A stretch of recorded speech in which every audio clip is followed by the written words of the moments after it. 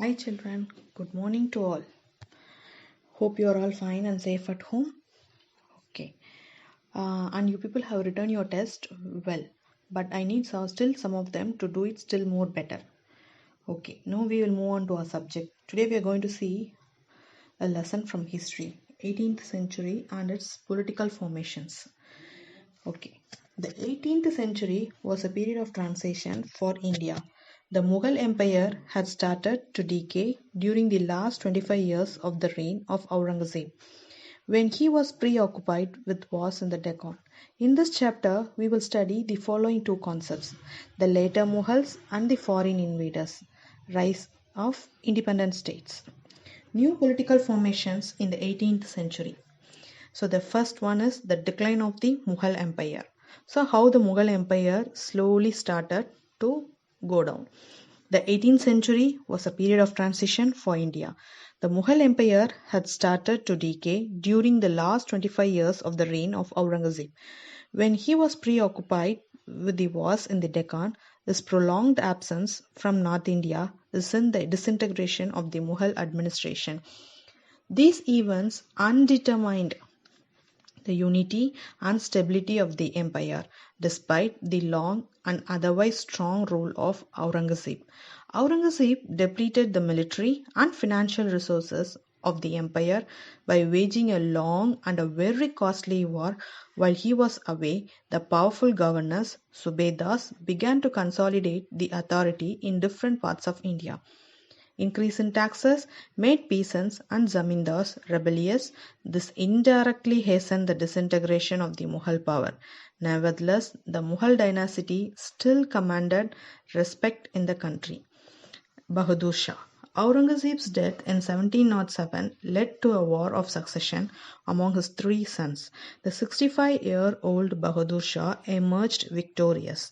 Bahadur Shah followed a policy of compromise and conciliation and tried to mend fence with the Rajputs, the Jatis, and the Sikhs. He adopted a more tolerant attitude towards the Hindu chiefs and Rajas. He released Shivaji's grandson. In fact, through this diplomacy, he was trying to create a rift among the Marathas. This policy succeeded for some time. The short reign of Bahadur Shah was full of troubles. He could not control the rising power of the Marathas and the Sikhs. He died in 1712 CE. But soon after the death of Aurangzeb, the Mughal governors of Bengal, Awadh, and Hyderabad declared their independence from Mughal rule. The rebellions of the Sikhs, the Jats, and the Sabnavis had already weakened the Mughal Empire. During the later half of the rule of Aurangzeb, the Rohilla Pathans occupied the plains of the Gangas. The Pathans, the Sikhs, and the Afghans carved out their independent stories in the territory between the Yamuna and Sindh.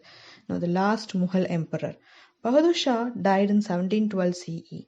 The last Mughal ruler was Bahadur Shah Jafar. He participated in the 1857 revolt and was deported to Rangoon, today's Yangon, by the British rulers, where he died in 1862. The Mughal rulers also had to face a series of attacks from the northwest. These attacks sapped their strength and accelerated the process of disintegration. Last Mughal emperor. The Rohilla Pathans occupied the plains of Ganga. The Pathans, the Sikhs, the Afghans carved out their independent states in the territory between the Yamuna and Sindh. The Persian ruler Nadir Shah, followed by Afghan ruler Ahmad Shah Abdali, invaded India. They created chaos and took back huge plunder. Nadir Shah carried out the famous Kohinoor diamond as well as the famous peacock throne that originally belonged to Shah Jahan and which was installed in the Diwani Arms in Agra fort.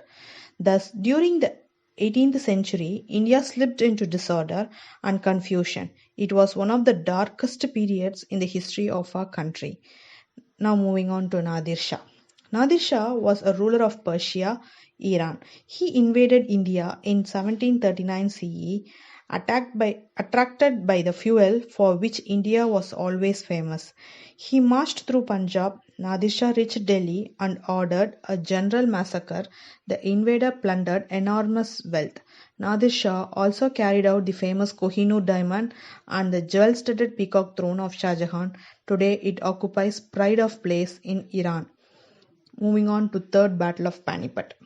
The Third Battle of Panipat was fought between Marathas and Afghans in 1761. Abdali inflicted a crushing defeat on the Marathas, forcing them to retreat to the Deccan for some time. The Mughal emperor now ruled only in name. Many independent kingdoms now arose throughout the country. Shah Alam. Shah Alam too ascended the throne in 1759.